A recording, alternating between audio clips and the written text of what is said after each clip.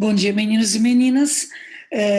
Na última aula teórica de literatura, nós estudamos concretismo. A ideia hoje é corrigir os exercícios sobre concretismo, corrigi-los agora, tá? Então, esses exercícios que nós vamos corrigir, eles estão no caderno 4 de vocês e eles estão na página 24, tá? Vamos ver, então, como é que vocês se saíram na resolução deles, tá? Os textos 1 e 2 baseiam-se no poema concreto Epitalâmio II, de Pedro Xisto. Então, repare que vocês têm aqui o xi envolvendo o ri, né?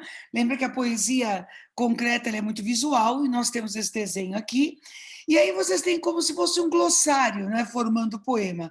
O ri, que é ele, esse e comercial, o que sugere a ideia de um acordo, né, de um contrato entre o casal, e xi é ela.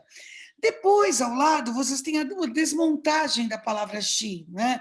S, serpens, H, homo, E, Eva. Então, a ideia do homem, da mulher, não é? Nem sempre as coisas são tão lineares, então a ideia da serpente. E aí a pergunta, gente, era a seguinte: pressupostos técnicos da poesia concreta propõem a realização de um poema-objeto, isto é, uma obra que informa, por meio de sua própria estrutura no sentido de conteúdo, que valoriza, entre outros elementos, o espaço em branco da página, como produtor de sentidos, e a utilização de formas visuais. Em várias edições de Epitalâmio II, Epitalâmio Canto ou Poema Nupcial, aparecem as seguintes indicações: ri, ele, e, xi, ela, s, serpens, h, homo, e, eva. Observe o poema e, mediante as indicações do autor, aponte entre as alternativas aquela que mais se aproxima da mensagem da obra. Se vocês pensaram na letra B, perfeito, né? Olha só, a letra S, que desenha e escreve xi, ao mesmo tempo que compõe as formas sinuosas de uma serpente, olha. É o desenho, né, gente? É o aspecto visual, sugerindo a ideia de pecado. Parece que enlaça o ri. No poema do Pedro, no poema do Pedro Xisto, não é? O ri está envolvido pelo xi. É como se um estivesse dentro do outro. Poderia evocar, por um lado, que os gêneros humanos se completam, uma leitura possível, um no outro, e, por outro lado, a supremacia da feminilidade sobre a masculinidade, já que esse xi é maior, né? Não é o ri que envolve o xi, é o xi que envolve o ri. Por isso que a resposta é mesmo a letra B. Questão 2. Considerando que símbolos e sinais são utilizados geralmente para demonstrações objetivas, ao serem incorporados no poema Epitalâmio II, se vocês pensaram na letra A, perfeito, adquirem novo potencial de significação, que foi traduzido no primeiro teste. Essas palavras sozinhas, elas têm um determinado sentido.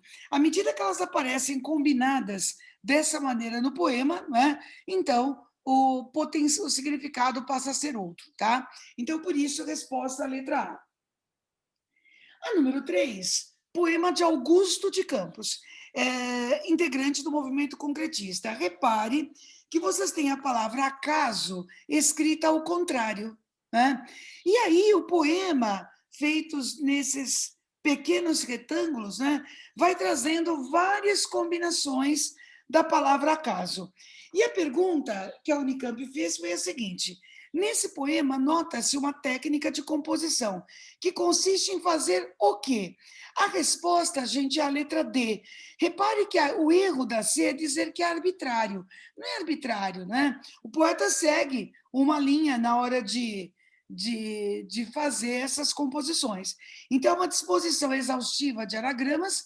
Para quem não lembra, o anagrama é quando nós mudamos as letras de lugar, formando outras palavras, para produzir uma relação de sentido com o título do poema.